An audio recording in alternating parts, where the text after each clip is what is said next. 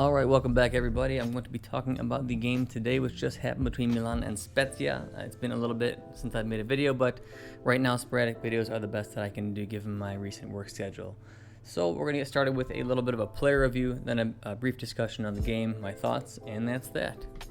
Okay, we'll start at the back with Mignon. I thought he played excellent today. I don't really think he was at fault for either of the goals, to be honest. I think that he may have been able to do better as far as positioning goes, but he was still very, very good. So I'd probably give him about a 6.5. I think he was a bit above average today. Maybe even close to a 7, but a 6.5 seems more reasonable.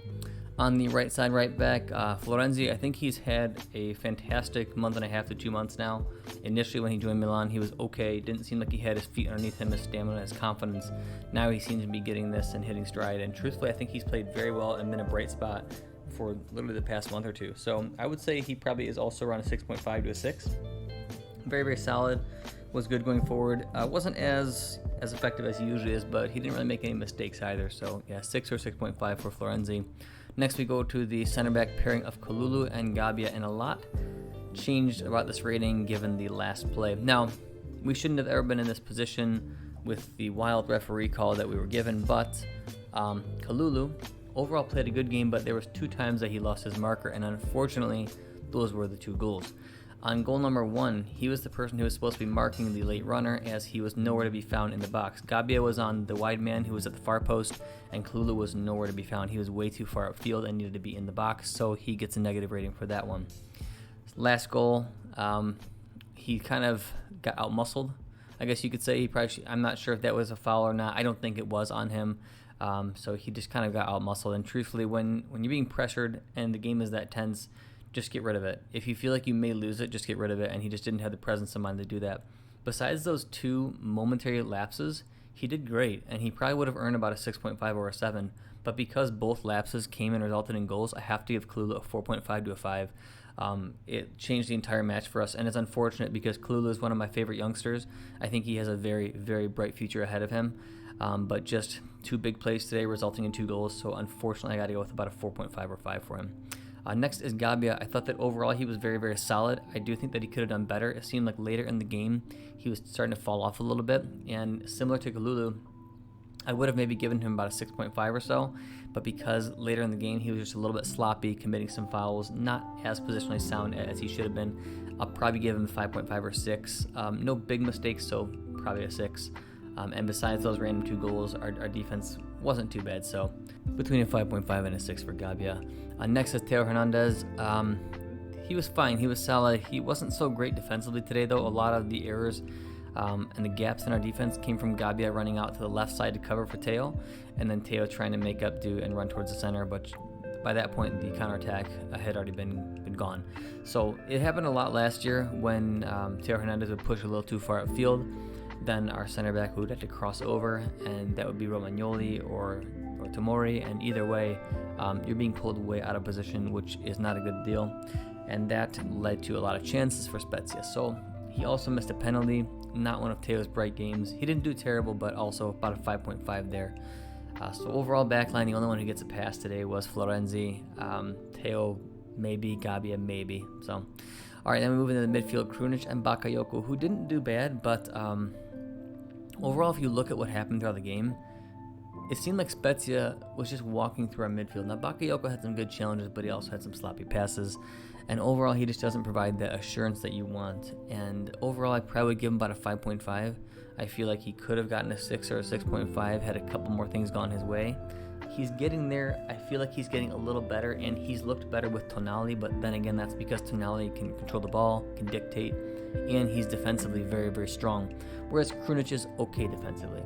Now, Krunic, similar to his partner Bakayoko, was pretty decent, but didn't really make any statements, didn't really do much great. He did have the 1 pass for the goal, but it was a deflected pass. Then again, he did have the vision. So I do think Krunic gets more of a 5.5 to a 6, so slightly better than Bakayoko, but still just average. So that's kind of what I would give our midfield today. 5.5 for Bakayoko, 5.5 bordering on a 6 for Krunic. Then we move to our wide positions, which on the left side we have Rafael Leao, who I think was the brightest spot of the game. He did fall off late for sure, but for most of the game he was great, and he's probably the only person who gets a really positive performance of about a 7 today. He has been excellent this season, And it is really due to him gaining confidence, being a little older now, and Pioli finally playing him in the right position. Rafael Leão is not a striker, and I said it all last season. I was not a fan of him. I didn't like his attitude. He would just kind of give up, and he's doing that a lot less. He's trying harder, he's working harder, and now you're seeing him come into his own as his mentality is better and he's being played in a position.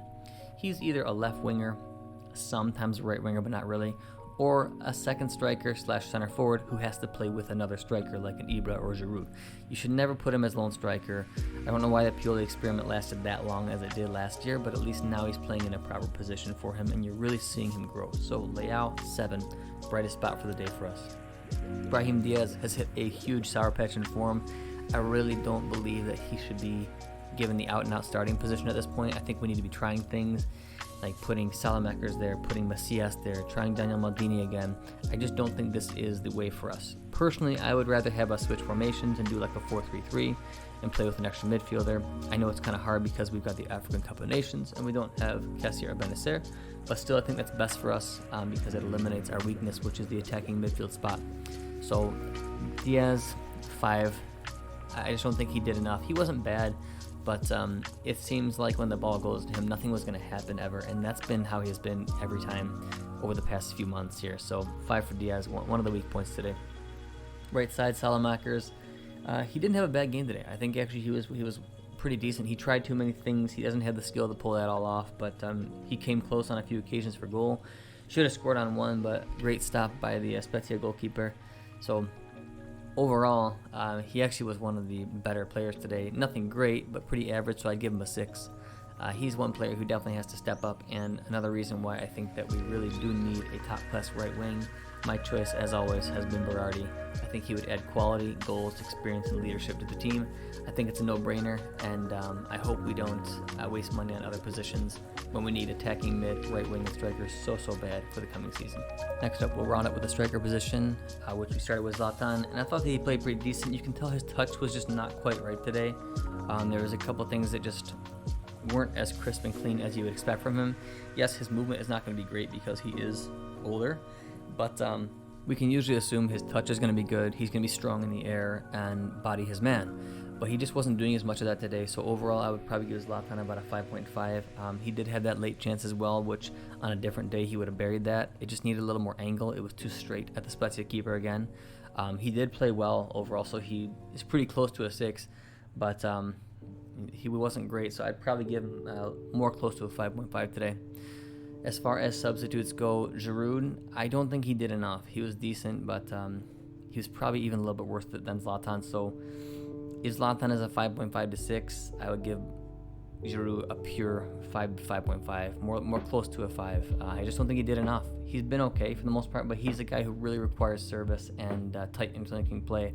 I think that he's the type of striker who would thrive with having like a second striker next to him, because Giroud is very smart. His movement is excellent, but he's not going to be doing as much as a lone striker these days. He's still got great potential in the air, but I just don't see it as much. I feel like he needs to work in tandem with somebody else because his link-up play is fantastic, but he just wasn't doing enough today. The rest of the subs, we'll start with Davide Calabria, who it's great to see back fit because he is such an important part of our roster, and honestly I think he did great. He really added a little more attacking flair, which is surprising because Florenzi is a pretty good attacker in his own right, but when Calabria came on, you just noticed the threat immediately.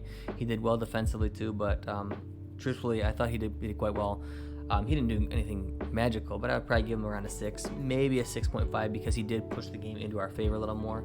Ante Rebic is next. I thought Ante Rebic deserves a 6.5. It was a short performance, so it's hard to give him such a good rating, but he changed the game. He looked active, he looked lively, he looked dangerous, and he looked most likely like the one who's going to do something. Obviously, he made the last push as well, and then the ball came through to Macias, and Macias buried, but a very unfortunate call from the referee, and honestly borderline dirty, which we'll talk about in a few minutes here. Rest of the subs, you have Macias, who I thought that when he came on, he was really poor. He was not getting anything going. His touch seemed off, and usually he's been pretty good for us, but the past few games, Macias has looked quite poor. Yes, he's been in the right place at the right time for some goals here and there, which obviously is very important, and truthfully, he would have erased his whole bad performance with that great goal. and it was a goal. I mean, don't let any scoreline tell you differently. He really did score that goal. It shouldn't have been called a foul at that point. Advantage should have been called, and so Macias deserves full credit for that. So before the goal, about a 5 for Macias. Because of the goal, I'll bump him to a 6. So overall, Macias would have been a 6. I can't remember if we had any other subs on. I don't believe we did. So I will leave it there as far as the quality goes. Coach Pioli, I would have to give him about a 5. He just doesn't do anything different. I mean, everybody says that he doesn't just run a stagnant 4-2-3-1, but he really just does. It changes slightly with having both Giroud and Ibra on there, and okay, now you don't have that out-and-out attacking midfield spot, and you're at like a 4-4-2 for a few minutes. But he never sets up the game this way. He never sets up the game with a true game plan going forward. He just says, hey, I'm going to pick the best guys available for this system, and that's that. I just want to see him change things up when he doesn't have the personnel. I mean, if somebody could answer this question, why do you run a 4-2-3-1 with such a pivotal role as attacking mid when your attacking mid, to be honest, sucks right now? Why would you do that? I just don't understand.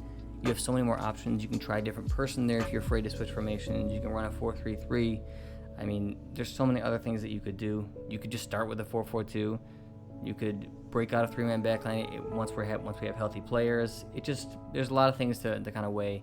You don't need to go crazy and switch things too much, but a small adjustment or a small tweak to handle the opponent at hand is probably worth it, especially when you don't have the right personnel for the job at all times. I don't know. I think that Pioli started off the season well, but more of it's due to just our players' general form, and he's good at keeping the ship safe. But I always said this: when the tough gets going, he does not know what to do tactically. He does not know how to handle injuries. He does not know how to adjust the team for it, and he never has, which is why you've seen us fall off the wagon over the past few months. We're starting to take it back up, but I just feel that these are the types of games that change your Scudetto race. And while we should not have lost this game, we probably should have won it 2-1. There's just not enough quality there. There's not enough willing to work for the team and willing to work until the end, and essentially bleed for your team.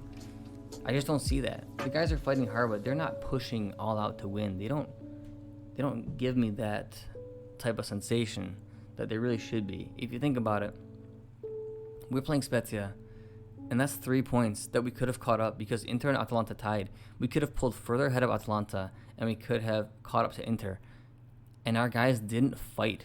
They didn't fight that hard. Yes, they tried decently hard. You could see them playing well, but nobody was out there just bleeding for this team and going hardcore. This is exactly the game for that. I know it's Spezia, and it may be harder to get yourself up for it, but these are the games that matter. Yes, you can beat Inter or Juve, and it feels great. But if you think about it, you could lose those games all season, and you could crush every small team, and you'll probably win the Scudetto or at least get second place cleanly. I just don't understand how a coach doesn't get his guys fired up for this, how he doesn't adjust his team properly to handle this type of situation. It's very frustrating, and I would like to see some improvements from Pioli going forward. As far as the game itself goes, we had a lot of chances, but lack of quality and finishing has really reared its head. There's a couple defensive errors from a young defense in Kalulu and Gabbia. Particularly, Kalulu made, in my opinion, both of the errors. He's been the better defender between both, Gabbia and him recently. Gabbia has started to step up though, and truthfully though, both of them have been playing very, very good. For their age, they're playing excellent, and they are not to blame for this loss. There should have been more protection. Our midfield was just getting walked through, which makes sense. It's Bakayoko, Krunic. Bakayoko stood his ground sometimes, and so did Krunic, but overall, we didn't have any control there, and that's probably because we didn't have Tonali, Benacer, Kessie, those guys that really make the difference for us. So it makes sense, but they were able to attack and really do more overlapping runs than we thought they should with late runs. Reason being, late runs come from the middle, our midfield wasn't covering up as well, and Kalulu was pushing up a little far, and he got really caught on goal one by pushing up too far, trying to break up the play. If you have a more stout midfield there, he doesn't have to do that. So a little bit of that is on the midfield organization. Second goal, as I was saying, was pretty much mainly on Kalulu. He should have just got rid of it once he felt that heavy pressure. You don't mess around with it that late in the game. But overall, if we would have gotten that goal that Macias did score legitimately, and the referee should have played an advantage, as it wasn't even a few seconds. The ball immediately left Rebic's foot after the deflection. It went straight to Macias. Like, you just had to leave the play going for 1 extra second. And the referee had been doing that all game. So it was very, very curious that he decided to stop it there. So With that goal, I'm pretty sure we would have came out with the win, because we wouldn't have been pushing for the last minute and gotten that counterattack goal scored. So Milan should have won 2-1. It is definite BS, but we were to blame for not closing this game out earlier. Overall, a couple players were highlights as far as Rafael Leao. Rebic was a good sub. Calabria was a good sub. Those players stepped up and I thought played well. But overall, it just wasn't enough from our front line and our midfield, especially the attacking midfielders. But Pioli is the big letdown here, as he just doesn't know how to adjust his team for this. And I know people will say, well, what could he have done? He still can teach his team how to, one, lock down a game when you're up. We didn't need 2 goals. 1 is enough. And yes, while we always like to get that second goal and it feels good, in this type of game where we weren't playing that well and nothing was coming off right, we should have just locked it down. I know it's not pretty, but these are the games you got to clean up 3 points. 2, Pioli's to blame for never switching his formation besides the last few minutes of a game. We don't have a good attacking mid. Brahim Diaz is pointless right now, so stop running it until we get him back to form. I know you can only get him back to form with playing, but you don't need to give him 70 minutes. You can give the guy 45 minutes, take him off at halftime if he's not playing well. We just don't need to keep smashing the same thing through. I mean, when you keep doing the same thing over and over again and expecting similar results, I think we all know what we say the definition of that is. So I think Pioli is a big letdown here. I hope he does not continue to do the same thing. This type of game needs to be a wake-up call, not just for him, but for our team. These individual players need to work harder in these games against small teams, because we just lost 3 crucial points against a team that we should have mopped the floor with. So that is going to be it for me today. I hope that we're able to take some fire into the next few games. A win would have done us better, but coming off of a loss, going into 2 tough games now is going to be hard for us, but we will see what Milan is made of. I hope we get some players back for those coming games, but I don't know. All right, guys, take care. Thank you for your time, and as always, Forza Milan.